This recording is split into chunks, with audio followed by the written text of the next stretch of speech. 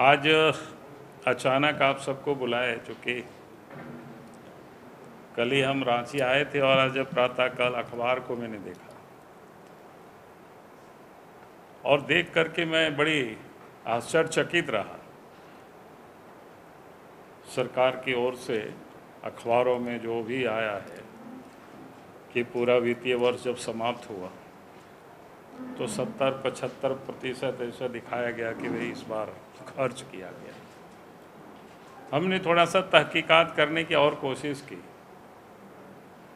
क्योंकि आप सबको भी ध्यान होगा कि पूरे वर्ष तो सरकार पैसे की रोना रोते रही, कोरोना के कारण पैसे नहीं आ रहा है, ये सारे घटनाएं आप सबको पता ही है।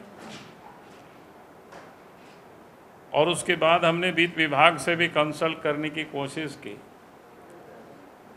तो वित्त विभाग से भी पदाधिकारियों का कोई सटीक जवाब तो नहीं आया। किसी ने बताया कि नहीं, अभी पूरी तरह से कंपाइल नहीं हुआ है, कंपाइल हो जाएगा तो वित्त मंत्री की ओर से अधिकृत रूप से जनता को बता दी जाएगी। फिर किसी अफसर ने बताया हमें कि नहीं, 83% खर्च हो गया। हमें बड़ी ताज्जुब लगता है कि चूँकि पिछले साल की बजट आप सबको पता है कि 86,000 करोड़ रुपया था, उससे अधिक का। उसके बाद दो बार अनुपूरक बजट भी पास हुआ है। अगर उस सबको आप जोड़ देते हैं तो लगभग नहीं, 96,000 करोड़ से अधिक का बजट 20 और 21 के वित्तीय वर्ष में सरकार ने पास कराए थे।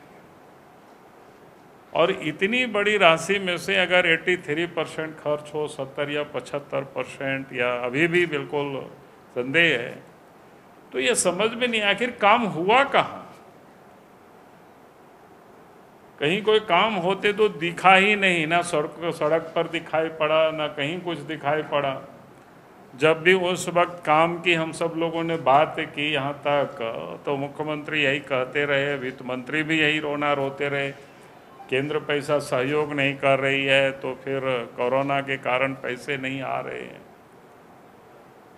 तो ये लगा कि मामला कहीं ना कहीं कोई घालमेल है, गड़बड़ है इसमें से। तो हम एक तो ये चाहेंगे कि भाई जिस प्रकार से सरकार बजट की पूरी व्यय, एक क्या बोलते हैं, अनुमानित बजट को किन किन क्षेत्रों में कैसे खर्च करेगी,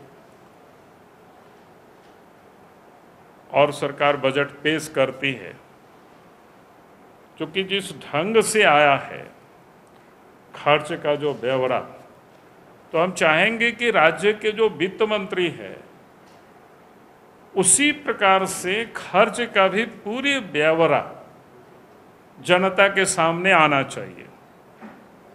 माने एक एक बिंदु और एक एक विभाग में किस चीज में क्या खर्च हुआ है, क्योंकि जनता ये समझना चाहेगी। और हमारे जैसे जो कोई अर्थ के बहुत अधिक जानकार नहीं होते हैं, तो कम से कम हम लोग भी समझ पाएंगे कि भाई किस प्रकार से सरकार ने खर्च की और कहाँ कहाँ उन्होंने खर्च किया। तो हम चाहेंगे कि सरकार को डिटेल ब्यौरा उसको जनता के सामने प्रस्तुत करनी चाहिए, ताकि इस राज्य की जनता, क्योंकि पैसा तो जनता का है, तो जनता को भी पता चल सके कि भाई इतनी बड़ी रकम आखिर खर्च कहाँ हुआ।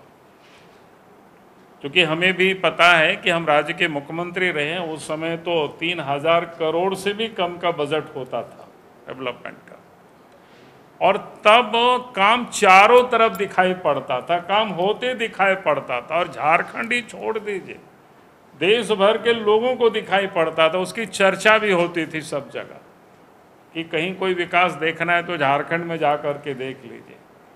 हम लोग भी कहीं, आप सब लोग भी कहीं घूमते होंगे तो सब जगह सड़कों पर भी काम देखता था, नदी नाला में भी पुल पुलिया वहाँ भी बन रहा है, बिल्डिंगें, सब जगह यानी काम और काम दिखाई पड़ता था। इस सरकार में तो काम किया। आप जिस कोरोना की हम सब लोग इस साल कितनी भयावह स्थिति है अभी भी, 3 नए मेडिकल कॉलेज जब पिछले सरकार ने बनाई, रघुवर दास जी की सरकार ने बनाई और उद्घाटन करके, यानी वर्तमान सरकार को एक प्रकार से सौंप दिया गया, तो उसकी हालत अभी तक सुधरी नहीं।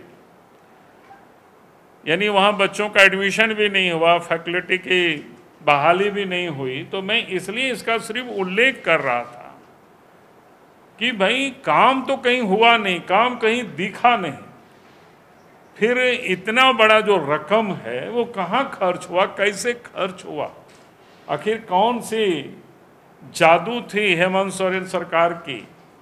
तो कम से कम उसको थोड़ा सा जरूर राज्य की जनता देखना चाहेगी, समझना चाहेगी। तो मुझे लगा कि मैं आप सब लोगों के समक्ष मैं सरकार से ये मांग के लिए ही आज मैंने प्रेस आप सबको बुलाया था कि भाई सरकार को ये बतानी चाहिए कि बिल्कुल अद्भुत है। ऐसी जो कि साल भर सरकार रोए कि मेरे खजाना में पैसा नहीं है, खजाना खाली है, और 31 मार्च को सरकार कहे कि बजट का 70-75, और हमने कहा कि विभाग के एक पदाधिकारी से हमने वित्त विभाग में बात की अभी थोड़ी देर पहले, तो बताया कि 83% खर्च हो गया। तो मैं तो भौचक रह गया कि आखिर इतनी बड़ी बजट की राशि और इतनी तादाद में ये खर्च हो और काम कहीं दिखे ही नहीं, तो वास्तव में हम सब लोगों के लिए बड़ा आश्चर्य का विषय है।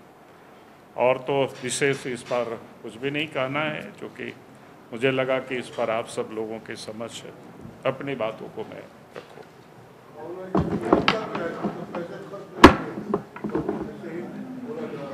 इसीलिए मैं कह रहा हूँ ना, हम कैसे अभी कह सकते हैं कि जो अखबारों में आया, जो मैंने बात करने की भी कोशिश की कि वह डिटेल कोई बता सके, तो डिटेल जैसे हमने बताया ना कि एक पदाधिकारी जो कहा सर कि अभी तो डिटेल हम लोगों ने कुछ तैयार नहीं किया।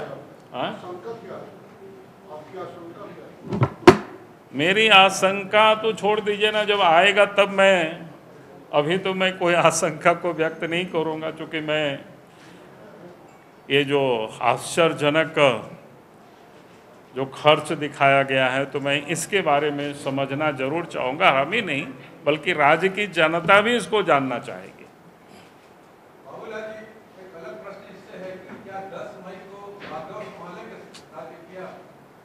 पहली बात तो मैं कहूँगा कि आपको शायद गलतफहमी कहीं अखबार में आया, मैंने तो पहले भी कहा है और 30 तारीख के नॉमिनेशन के दिन भी कहा हूँ और आज भी मैं कहता हूँ, तमाड़ को मधुपुर में दोहराया जाएगा। तमाड़ से मुख्यमंत्री चुनाव हारे थे और मधुपुर से मंत्री चुनाव हारेंगे और उस दिन उनको त्याग पत्र देना है। हमने उस दिन भी मंच से इसी बात को हमने कहा है। निशिकांत जी ने कहा कि अब निशिकांत जी ने कहा, उसकी बातों को छोड़ दीजिए ना, हमसे काहे पूछ रहे हो। अब बहुत सारे नेता बहुत सारे बातें बोलेंगे, हम कहाँ बोल रहे हैं कि हमारे दल से नहीं है। नहीं, मैंने इसलिए कहा कि अखबारों में जो मेरे नाम से छापा था, मैंने इसलिए इस बात को कहा। ऐसा नहीं, हमने तो बोला ही नहीं, हम तो जो बोले हैं मैंने उस बात को कह रहा हूँ। अखबार में जिस प्रकार से कहा, तो हमने तो आज भी मैं कह रहा हूँ, पहले भी मैं यहीं पर भी कहा था प्रेस कॉन्फ्रेंस के बाद। उस पिछले दिनों जब हम, तारीख हमको याद नहीं है, यहाँ लोग पूछे थे, नहीं जिस दिन गंगा नारायण सिंह ज्वाइन किए थे उस दिन लोगों ने हमसे पूछा था, आप ही सब लोगों ने, तो मैंने उस दिन भी कहा था कि मधुपुर में तमाड़ को दोहराया जाएगा। तमाड़ में मुख्यमंत्री चुनाव हारे थे और मधुपुर में मंत्री चुनाव हारेंगे और 2 तारीख उनको रिजाइन करना पड़ेगा। सरकार को लेकर भी कुछ है सर, क्या कांटेक्ट में है जेएमएम या कांग्रेस के विधायक? नहीं भैया, मैं कह रहा जनता ने उनको बहुमत दिया है तो उनको सरकार चलानी चाहिए। तुमको डर लग रहा है तो ये तो बड़ी आश्चर्य की बातें हैं, कब उनको कहाँ से भय पैदा हो गया है। तो सर लगता है कि उनके यहाँ कुछ मामला आपस में उन लोगों का नहीं बन रहा होगा, ये सब कुछ हो सकता है। क्या बोले?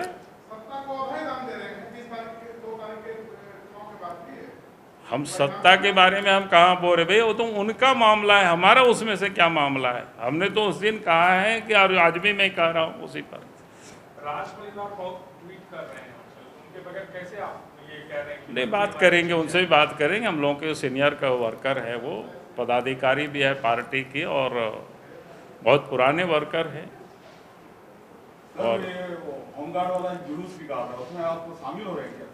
नहीं, जुलूस में तो नहीं शामिल होंगे, लेकिन उनके धरने में हम जरूर जाएंगे, उन लोगों से हम मिलेंगे। सर, राज्य के कुछ अधिकारी लोग बेलगाम हो गए हैं। उधर बड़का गांव के सीईओ का मामला, एक इंस्पेक्टर का मामला लगातार। देखिए, मैंने पहले ही बार बार कहा है कि आज जो इस प्रदेश में अपराधियों के सामने सरकार तो नतमस्तक है और पुलिस प्रशासन तो इतनी बेलगाम है। ये तो जैसे अभी आप सब ने देखा पिछले दिनों महाराष्ट्र की जो घटना, कौन है वो, क्या नाम है, सचिन बाजे, और उसी प्रकार की स्थिति झारखंड में दिखाई पड़ रही है। पिछले दिनों आपने देखा कि 2 दिन से मीडिया में वायरल हो रहा है झरिया थानेदार की मामला, और उससे पहले 30 तारीख को ही आपने देखा होगा देवघर थाना के दरोगा ने गोड्डा लोकसभा से 3 बार एमपी और थाना में बुलाया हुआ है। आप सोच सकते हो, माने ऐसे कैसे दरोगा हिम्मत कर सकता है? कोई चोर नहीं है, कोई अपराधी नहीं है, कोई क्रिमिनल नहीं है, उनके ऊपर किसी थर्ड पर्सन ने केस क्या किया कि भाई सर्टिफिकेट इनका जाली है। हम तो कहते हैं कि आज भी कोई भी व्यक्ति शिबू सोरेन के सर्टिफिकेट के बारे में भी केस कर सकता है। अगर उनको पूछताछ करना ही था तो उनसे समय ले करके सर्किट हाउस में जाकर के पूछताछ कर सकते थे। तो मैं ये कह रहा हूं कि पुलिस विभाग अगर इस प्रकार की काम करेंगे तो फिर हम सब लोग सड़क पर निकल करके लड़ाई लड़ेंगे, और जितना को उनको जेल डालना होगा डालेंगे, तो हम लोग देखेंगे। और इसी से मन बढ़ा हुआ है, लगता है कि मुख्यमंत्री ने, चूंकि विभाग मुख्यमंत्री के पास है, इसलिए आपने देखा होगा कि पिछले दिनों क्या कहते हैं, गढ़वा में कैसे किसानों के साथ मारपीट कर रही थी पुलिस। फिर हमने ट्वीट किया तो उस ट्वीट पर उन्होंने जवाब भी दिया है मुख्यमंत्री जी ने, और संज्ञान भी लिया, मैंने उसके लिए बधाई भी दिया। लेकिन झरिया में देखे, और हम कह रहे हैं कि देवघर में जहां इस प्रकार की जो घटना दरोगा करता है, आखिर इनको हिम्मत कैसे होती है इस प्रकार की दुस्साहस करने की? कोई क्रिमिनल नहीं थे, कोई चोर नहीं थे, कोई उचक्का नहीं थे कि आप जाकर के किसी को कहीं भी आप गिरफ्तार करेंगे। ठीक है, उनके ऊपर केस था, आप उनसे समय लेकर के जाकर के इतना पूछ सकते थे। तो इसलिए हमने कहा कि इस राज्य में आज जो लगता है कि बेलगाम हो चुका है ये सारे पुलिस प्रशासन, आम जनता परेशान है, अपराधियों से इनकी मिली भगत है। कोयला चोर, लोहा चोर, बालू चोर, पत्थर चोर से सारे पुलिस महकमे की मिली भगत है, और जो इनका लोग विरोध करते हैं उनके ऊपर ये लोग केस करते हैं, उनको परेशान करते हैं, उनको मारपीट करते हैं।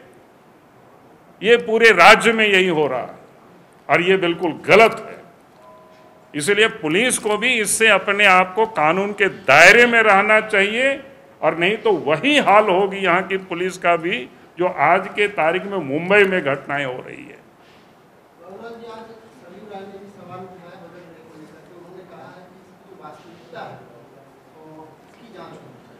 किसके बारे में?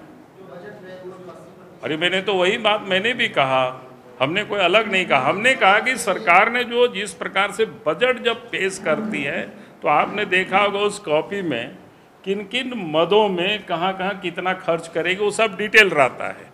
तो हमने कहा कि उसी प्रकार से, चूंकि ये संदेह के दायरे में है, तो उसी प्रकार की राज्य की जनता को बतानी चाहिए इनको, और वित्त मंत्री को आकर के बिल्कुल जारी करना चाहिए भाई कहाँ कहाँ खर्च किया, ताकि जनता को समझ में आए कि कहीं हुआ है कि नहीं हुआ है। तो कम से कम हम लोग भी क्षेत्र घूमते हैं, जा करके देख लेंगे उस बजट में देख करके कि भाई यहाँ इतना खर्च दिखा रहा है, वहाँ हुआ है कि नहीं हुआ है।